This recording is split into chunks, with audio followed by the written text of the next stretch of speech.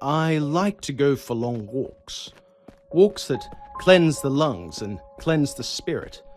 This walk, though, has particular meaning for me, and it's a pilgrimage I make every year at this time.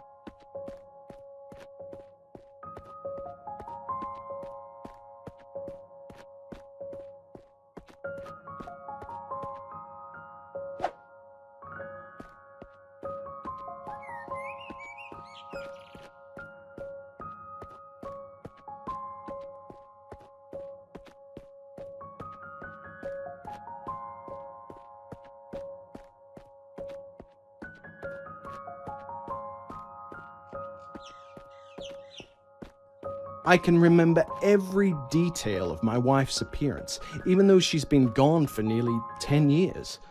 I remember how her cheekbones would rise when she smiled. I remember her long raven black hair flowing down her back like a shiny waterfall. I also remember how she looked without hair.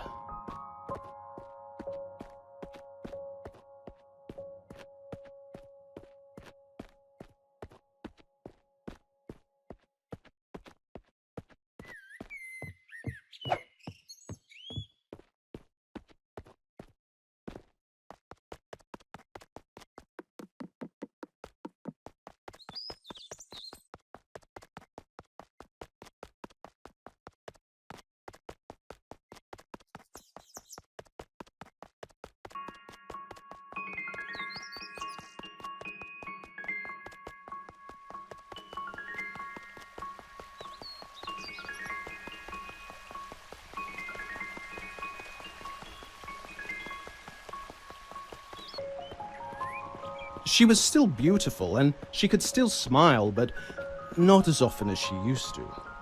The sickness came and went quickly enough, but when it went, it took her with it. I was only 31 years old at the time. She, 33. Our daughter, Emily, had only recently turned 6.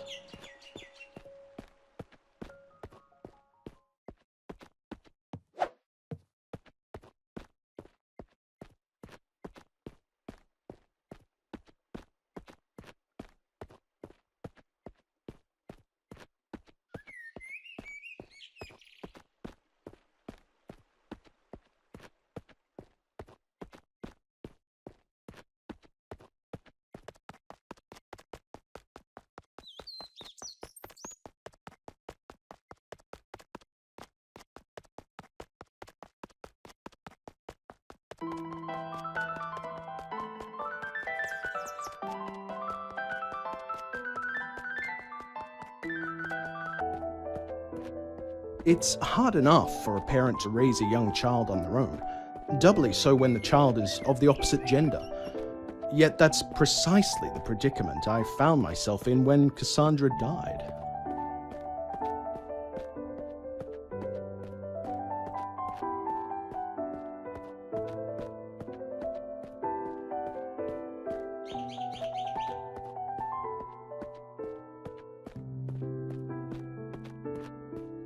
By all means, both sets of grandparents did their best to help out, but my pride dictated that I could only ask so much of them.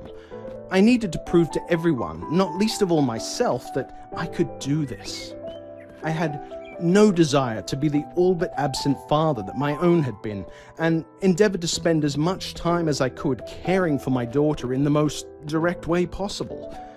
I won't deny that the odd drink came in handy during this early period, but it was yet to become a problem.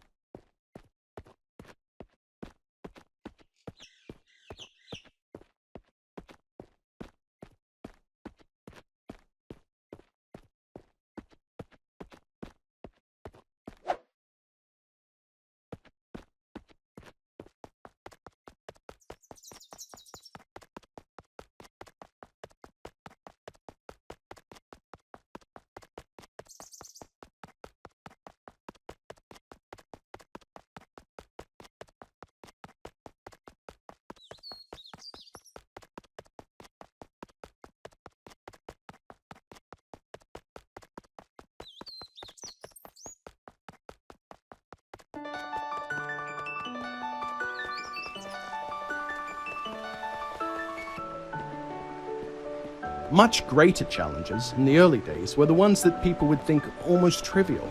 Ensuring my daughter was safe when she used public restrooms and that she cleaned herself properly when she was in the bathtub.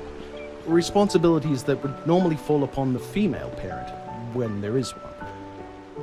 Emily was still very young at the time, of course, but old enough to feel awkward that her father was checking in on her during her more private moments.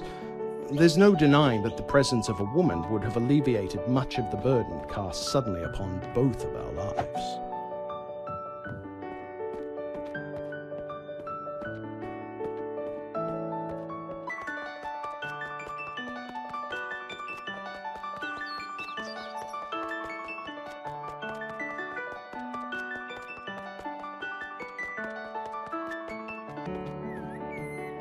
It's not like I didn't try to meet other women after Cassandra's passing.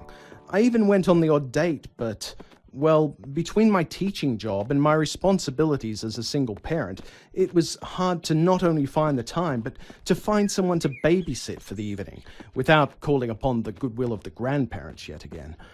Most of all, though, it was impossible to find someone to fill the yawning void that Cassandra had left in her wake.